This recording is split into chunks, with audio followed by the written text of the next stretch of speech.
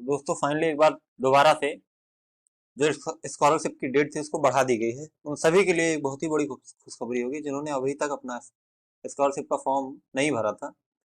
ये बेसिकली उन लोगों के लिए खुशखबरी है जो 9th या 10th में है। 9वीं और 10वीं की जो लास्ट डेट थी वो बढ़ाई गई है।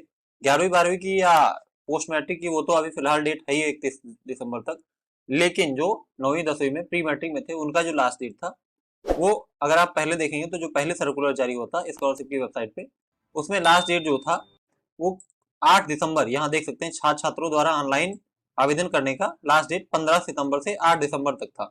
लेकिन अब जो है, अब लास्ट डेट जो है वो बढ़ा दिया गया है। वैसे मैं आपको ये दिखा दूं, ये पुराना जो डाटा सीट है वो है, उसमें उसके अकॉर्डिंग 8 दिसंबर तक था लास्ट डेट। लेकिन अब एक नई सर्कुलर जारी की गई, ये अगर आप देखेंगे तो वेबसाइट पे नहीं मिलेगी, लेकिन ये कार्यालयों में भेज दी गई है।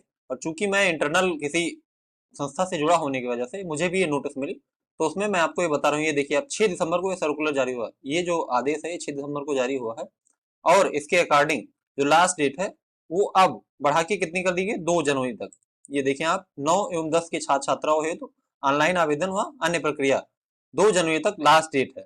अब इस ऐसे में अगर आपने अभी तक स्कॉलरशिप का डाटा जो है वो फिल नहीं करवाया था या अपना एप्लीकेशन जो है वो भरा नहीं था, तो उसके लिए आपके पास अब नया एक समय है, 2 जनवरी तक भर सकते हैं, 2 जनवरी 2024 तक। ऐसा क्यों हुआ, इसके लिए भी एक यहाँ पे स्पष्टीकरण दिया गया है। क्यों दिया, क्या हुआ इसके लिए देख सकते हैं यहाँ पॉइंट नंबर 2 पे, छात्रवृत्ति पोर्टल का समुचित विकास एवं आवेदन के अंतर्गत कई नवीन पेज। आप देख रहे होंगे जब आप आवेदन के लिए जाते होंगे तो इस बार आप बिल्कुल सिस्टम पुरानी जैसा नहीं है, सब कुछ बदल चुका है। पहले क्या होता था, अपना आपने बेसिक डिटेल फिल किया, सारी जानकारी फिल की, फोटो अपलोड किया और वो फाइनली सबमिट हो जाता।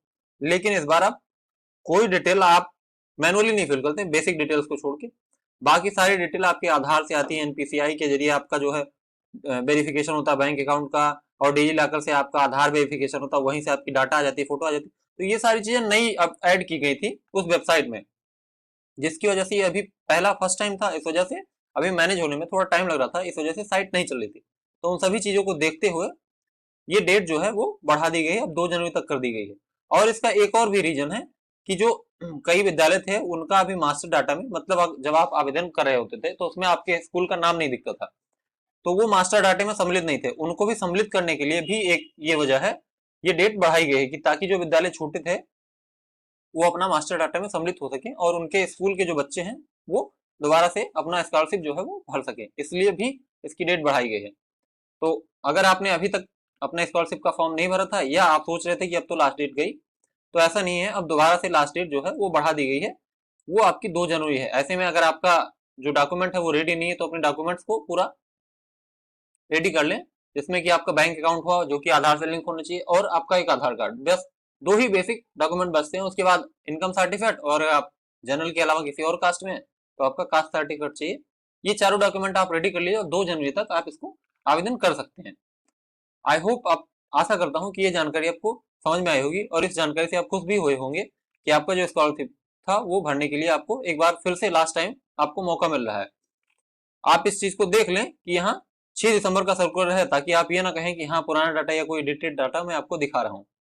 तो चलिए फिर मिलते हैं किसी अगली वीडियो में। अगर आपको ये अपडेट पसंद आई है तो एक लाइक कर देना, साथ ही ऐसे ही और अपडेट से जुड़े रहने के लिए इस चैनल को सब्सक्राइब कर लेना।